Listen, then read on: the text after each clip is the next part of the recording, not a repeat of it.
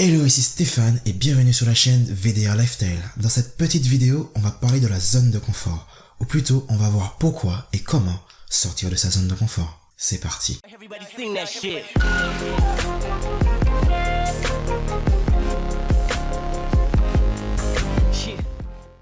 Alors, pour définir la zone de confort simplement, tu peux t'imaginer au centre d'un cercle, où tout autour de toi se trouvent toutes les choses qui te sont familières, toutes les activités qui ne te procurent aucun inconfort, que ce soit aller au travail, aller en cours, aller à la salle de sport, rentrer chez toi, finir un dossier, ou encore réviser avant d'aller te coucher. Toutes tes habitudes, attitudes, comportements font partie de ta zone de confort. En gros, c'est un peu la routine, quoi. Donc par définition, la zone de confort n'est pas une mauvaise chose, car on a tous besoin, ou du moins c'est toujours bien d'avoir un environnement sécurisant autour de soi. Le problème, c'est lorsqu'on se contente de rester dans sa zone de confort, car à partir de ce moment, on ne peut plus évoluer ni progresser.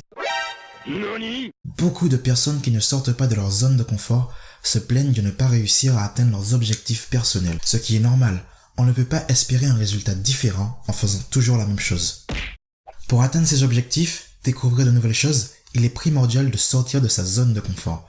Mais pour certains, c'est un exercice très difficile, voire impossible.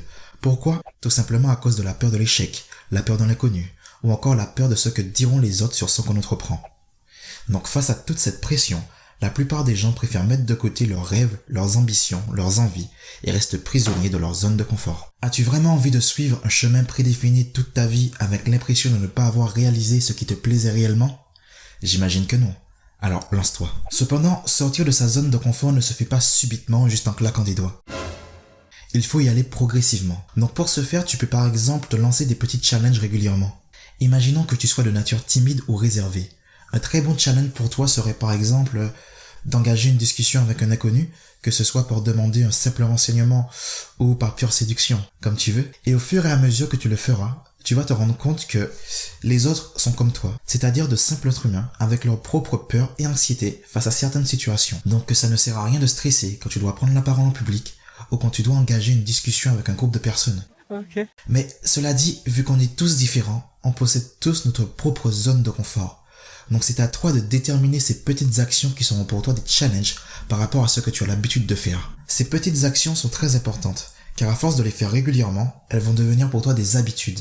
À chaque fois que tu fais quelque chose qui te fait peur, tu élargis ta zone de confort. Donc tu dois chercher des situations qui te stressent pour progresser rapidement. Ensuite, n'hésite pas à faire du ménage dans ton entourage et à t'éloigner des personnes toxiques. Tu vois ce genre de personnes négatives qui critiquent toujours tout, qui donnent l'impression qu'elles n'ont aucun but dans la vie et qui au final te découragent dans ce que tu veux faire, fuis. Parce que bien souvent, ces personnes sont elles-mêmes prisonnières de leur propre zone de confort et ont peur d'en sortir. Donc, consciemment ou inconsciemment, elles vont te tirer vers le bas. N'oublie pas que tu es là pour faire ce qui te plaît et pas pour faire ce qui plaît aux autres. Donc, à contrario, rapproche-toi de personnes motivées et positives. Dernier conseil, lance-toi. Tu veux par exemple monter ton propre business ? Vas-y, fonce. Au lieu de passer 3 heures devant la télé en sortant du boulot ou après les cours, passe-y qu'1 heure et consacre 2 heures à monter ton affaire. N'aie pas peur de te lancer, tu vas apprendre à expérimenter de nouvelles choses et même si tu échoues, tu verras qu'il y a toujours une leçon à tirer. Imaginons que tu ne te lances pas maintenant parce que tu as trop peur. Du coup, tu prends 6 mois pour commencer. Et au final, tu te rends compte que c'était une mauvaise idée ou que ça ne marche pas. Tu auras juste perdu 6 mois à cogiter pour rien.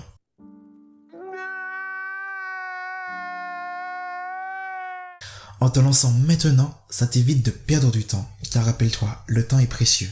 Si ça fonctionne du premier coup, tant mieux. Si ça ne fonctionne pas, au pire, tu apprendras de tes erreurs. Tu seras même un peu plus avancé car tu sauras ce qu'il ne faut pas faire pour que ça fonctionne. Il faut que tu perçoives l'échec comme une opportunité de recommencer d'une manière plus intelligente.